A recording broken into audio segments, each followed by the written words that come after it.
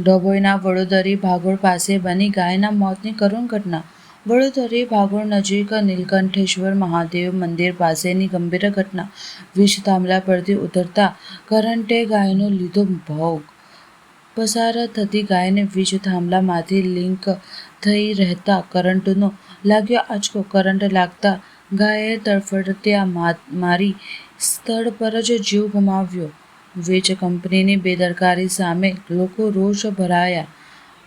આ માર્ગ પર મોટી સંખ્યામાં નગરજનોની અવરજવર રહેતી હોય છે. મોટી દુર્ઘટના ટળી સુરક્ષા વ્યવસ્થા સામે ઉઠ્યા ગંભીર સવાલો, જવાબદારીઓ અને કાર્યવાહીની માંગ. સ્થાનિકોએ વીજ કચેરીએ જાણ કરતા વીજ સપ્લાય બંધ કરી કાર્યવાહી હાથ ધરાઈ.